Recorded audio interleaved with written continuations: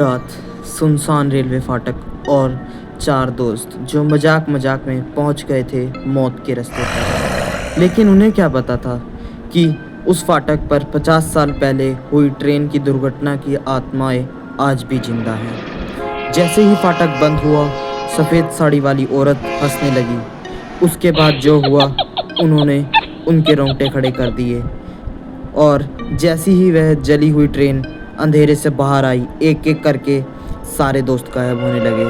क्या वो चार उस श्रापित फाटक से बच पाएंगे, और क्या वहाँ से वह निकल कर जा पाएंगे, या फिर उनकी भी लाशें एक चीख मर बदल जाएगी।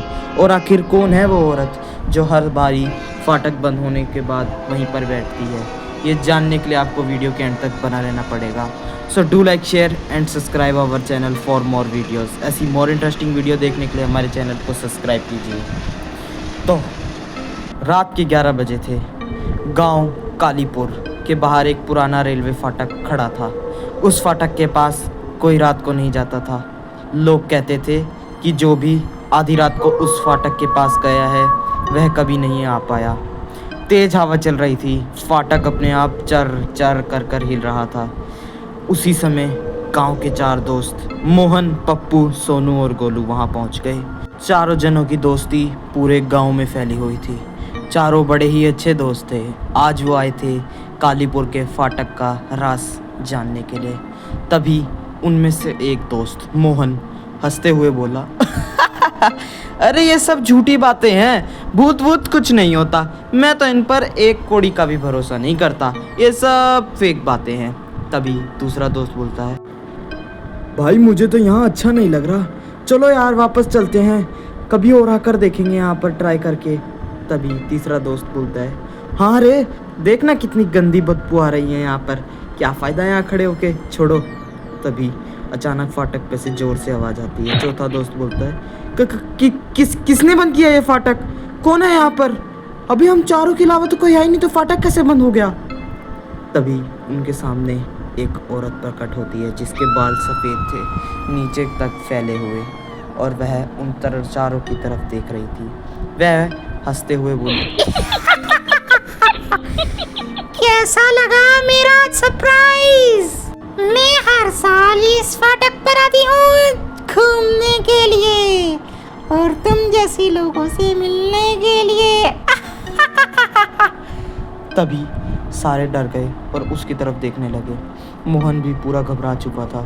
सभी एकदम डर के माहौल में थे। तभी उनमें से एक दोस्त पप्पू बहुत ज़ोर से चिल्लाया और बोला, भागो यहाँ से, ये चुड़ैल है, चुड़ैल, यहाँ से निकलो।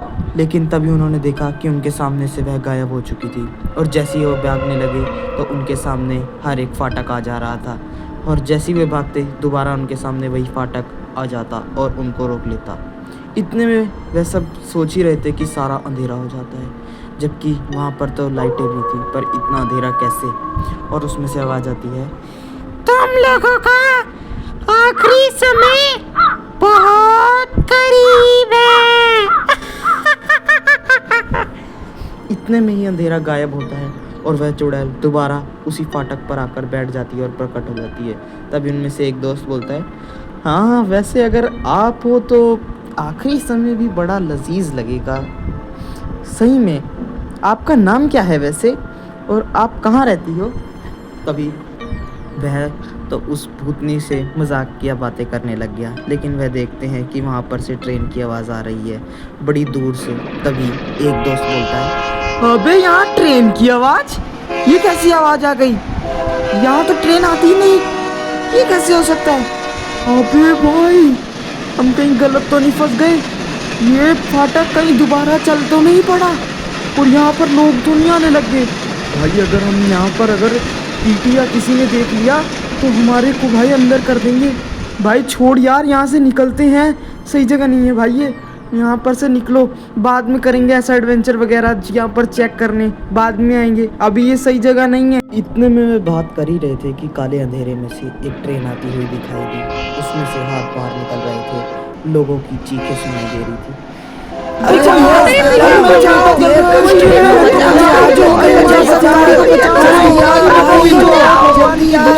तो करो। पूरी ट्रेन चीखों से दहल रही थी। सारे दोस्त उस ट्रेन को देखकर तो एकदम बेहोश होने की हालत में आ गए थे। खैर वे कैसे तैसे कर उठते हैं और देखते हैं कि उनमें से एक दोस्त के हाथ में एक टिकट आ चुकी थी। हाँ, एक टिकट, वो भी बहुत पुरानी। उस पर लिखा था, एक तरफ का सफ़र अब तुम्हारा तैयार है, तुम्हें आना ही होगा। पूरे दोस्त डर गए थे कि उसके हाथ में टिकट आई तो आई कहाँ से, और उस पर वो लाल रंग की स्याही किसने लिखी है। तभी उनमें से एक दोस्त उससे बोलता है, हैं? अबे तेरे हाथ में टिकट कहाँ से आई है? किसने पकड़ा दी तुझे ये टिकट? अबे वापसी करके आ उसे जा, वरना तुझे भी इन तो सबकी तरह जाना पड़ेगा इसी ट्रेन में। जा, जिसको टिकट कहाँ से लिया तूने, ये पहले मेरे को ये तो बता, पता तो चले। लेकिन इतने में वे बात ही कर रहे थे कि पीछे से एक आवाज़ आई, बूढ़े आदमी की आवाज़। वह बोला, हाँ मैंने दी है उसे ये टिकट, कोई दिक्कत? चारों ने पीछे पलट कर देखा तो एक बूढ़ा आदमी खड़ा था। जी हाँ, टिकट कलेक्टर।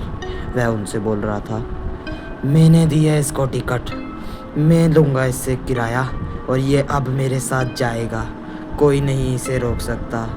जी हाँ, तुम भी नहीं रोक सकते इसे, और जो इसे रोकेगा उसे भी मेरे साथ चलना पड़ेगा, मेरे नहीं हमारे साथ।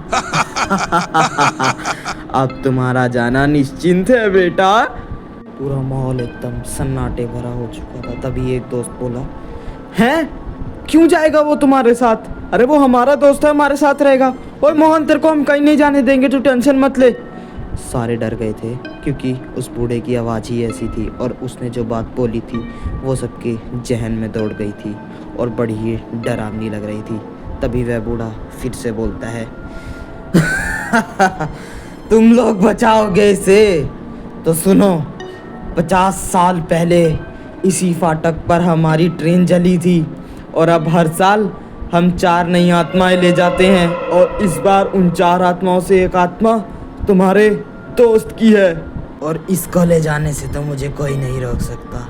हाँ, तुम भाई नहीं रोक सकते मुझे।